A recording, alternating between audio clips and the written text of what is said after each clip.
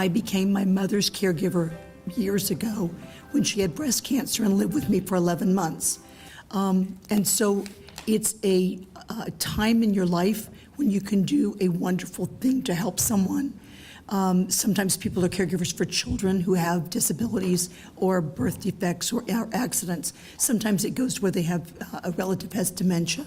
Sometimes someone has cancer or Parkinson's or any number of things that you become a caregiver for them. I want to talk to you just briefly about wellness, stress, and burnout. Stress in taking care of someone is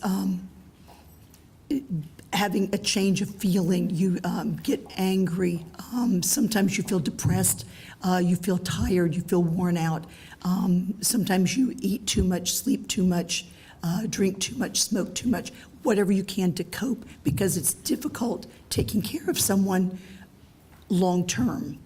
So that's stress. Burnout is stress on steroids. So burnout is, I can't sleep.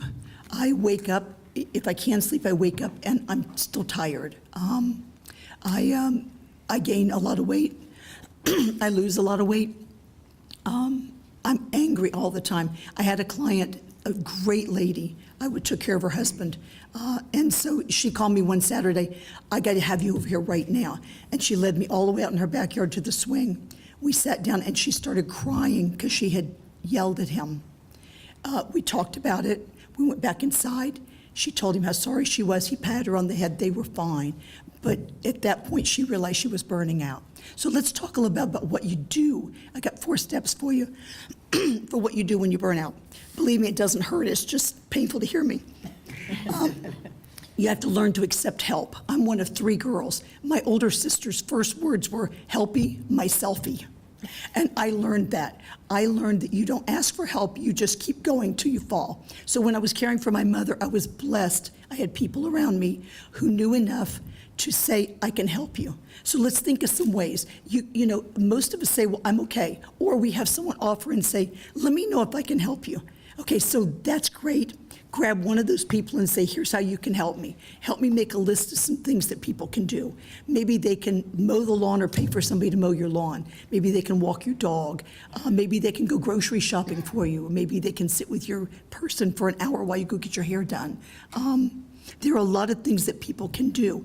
We have a mutual friend who has a baby who was born with a heart defect. And I love this. One of her friends, after the hurricane, the daughter went back to the hospital for she's 2, for a very bad procedure.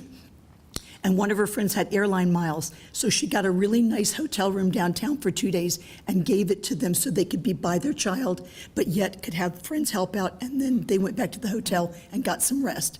Didn't cost her anything except her Sky Miles, but it was a beautiful thing to do. Several of us at our office got together and got her a pediatric little machine for measuring your oxygen in your blood.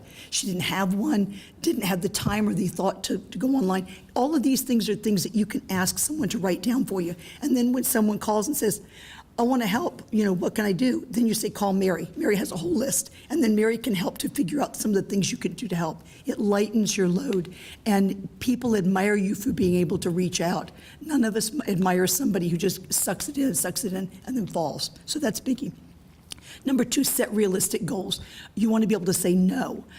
Your family's going to call you this year and say, will you host Thanksgiving dinner? And you're already caring for someone. The answer is no, I really can't. But I'd be happy to come for dinner, or I'd be happy for y'all to bring me dinner. So yeah, thank you. I mean, all of us, especially women, we just keep going and going.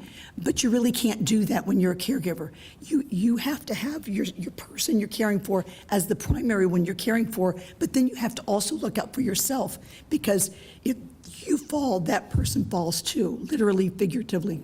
And in our business, we see that a lot. The caregiver falls, gets sick, or dies before the person they're caring for because they do not care for themselves. So set realistic goals, be able to say no, be able to look at an object you want to do. Let's say you want to rearrange the room for the sick person to make it better.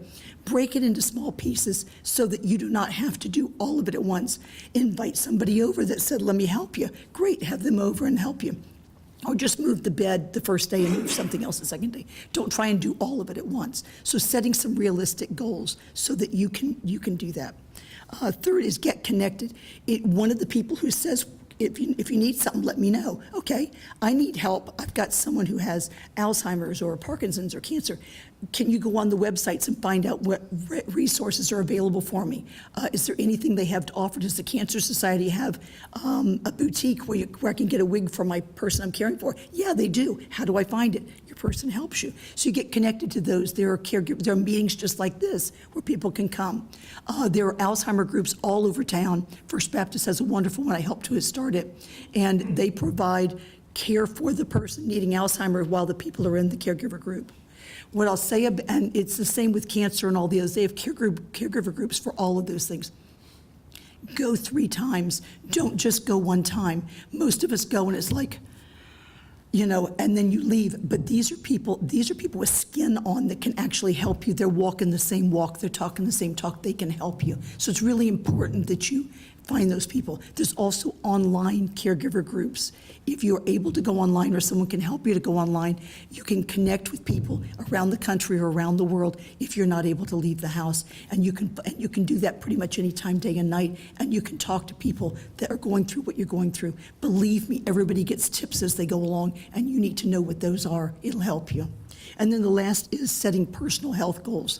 I have a person in my family who was caring for her husband, and I can do it, I'm fine. I said, well, at least let me help you get your medications together. I'm fine. Okay, so get a call in the emergency room that she's there. She had doubled up on her cholesterol medicine and had forgotten to take her blood pressure medicine.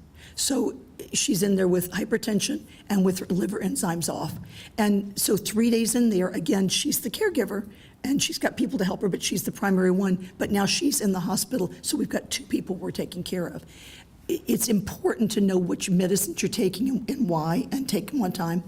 Keep your doctor's appointments, dentist appointments. You can caregive for a couple of years and then wind up with horrible gingivitis or something because you didn't take care of yourself.